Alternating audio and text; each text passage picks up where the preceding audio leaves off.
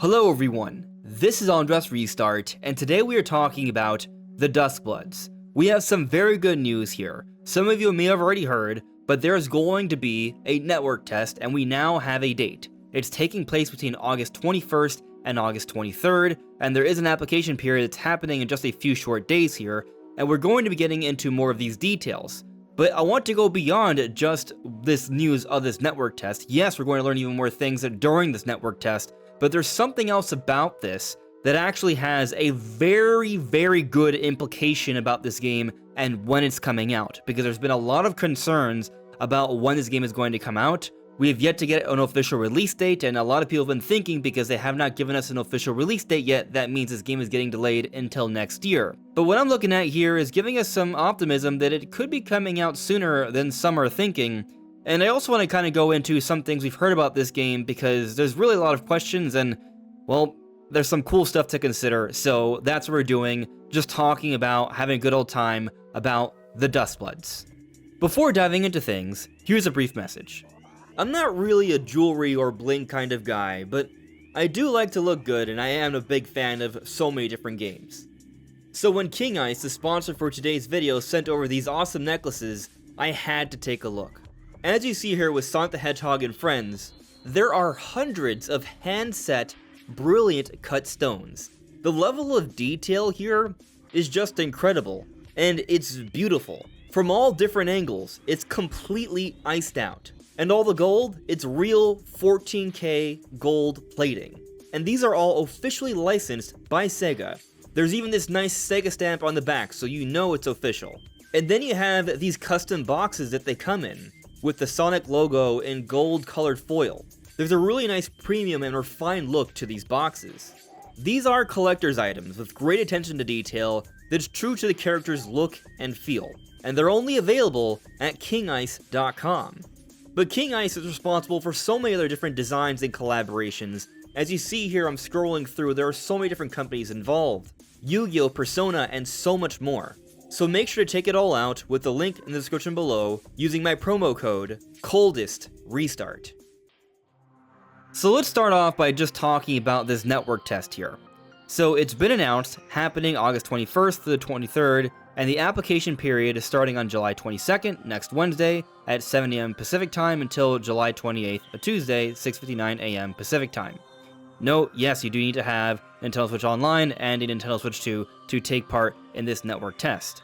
As it says here, a network test involves using a pre-release version of the game to test performance prior to the commencement of service. We plan to conduct a large-scale network load tests to check different technical aspects of the game's online systems. We look forward to you taking part and helping us make the Duskbloods as good as it can be. So something that gives me just a little bit of optimism here is that they're saying they want to do a large-scale network load test, or tests, and that gives me hope that there will be a large number of people that will actually be able to get into this network test, because you have to apply. There is no guarantee that you're going to be able to play this if you apply. You apply and maybe you'll get approved. So fingers crossed all of us apply as soon as possible and we all get in here, or as many as possible. But as they say here, what they're trying to test is the server load. They're trying to test for the multiplayer stuff as it reads here. We will test for various problems that may occur when multiple people play together in different network environments, and various phenomena that may occur by having many users participate. And I think this is something really interesting, because just considering what we've heard about the game, there's a lot going on. This is going to be a very unique game from what I gather. They're also looking to test out the game balance. When replayers test the game together, the developers can gather data about how well the game is balanced. And I think these two things are really important. And let me just kind of go back to the creator's voice, because if I look through some details here, you might sort of start to kind of put together what I'm getting at here and how complicated this game is going to be, which will help to give a bit more perspective in understanding how important it is to test and balance all these things out. So here was asked, what are some characteristics of the Bloodsworn?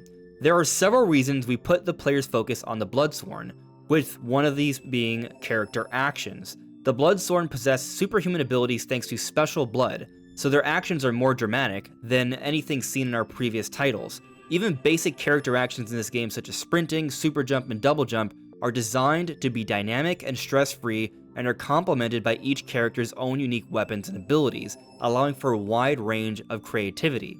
Also, and while this isn't directly related to the Bloodsworn themselves, the setting allows for the depiction of firearms and such, and every character is equipped with some means of attacking from a distance. I feel this is one of the game's unique aspects when compared with our previous titles. I hope these new action elements are one area that players will enjoy. So that just gives us a little bit of an idea of just how many unique interactions and different things these characters you'll be able to do with different players. Like, we look at the trailer, there's someone that turns into like a random dinosaur, for example, and then all these characters have ranged attacks, but given that this is a From Software title, you know there's going to be some really good close range combat as well.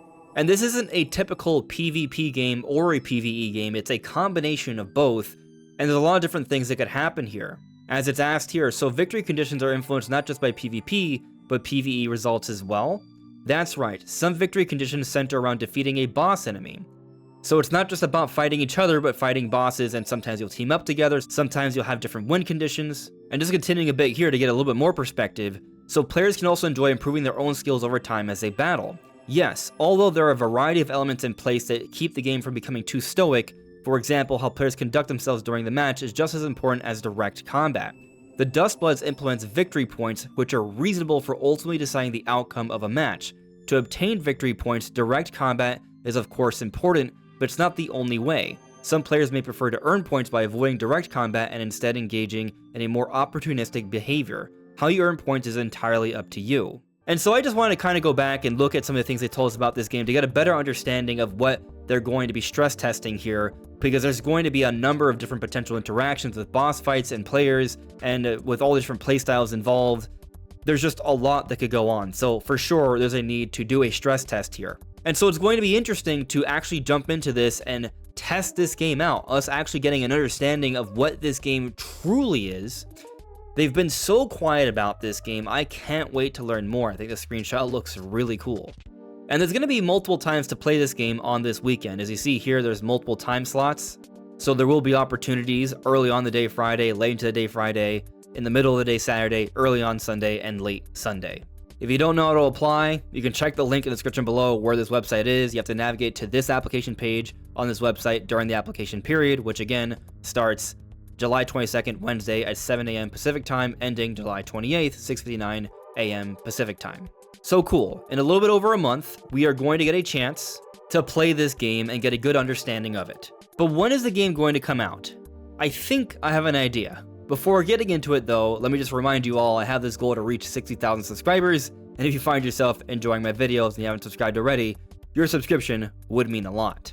So people have been concerned that this game might get delayed, because they still haven't given us an exact release date yet, and back during the June Nintendo Direct, when they announced this network test would be happening at some point this summer, they didn't reiterate a 2026 release date. And so that's left some people concerned. They weren't saying, hey, for sure this game is coming out 2026 in the June Direct where all eyes were there to see it. However, it is worth noting that Kadokawa, the parent company, has confirmed multiple times during business meetings, including as of last May, that both the Duskbloods and Elden Ring are still slated for 2026. And interestingly, Elden Ring has an exact date for August 28th, just a few days after the network test for the Duskbloods.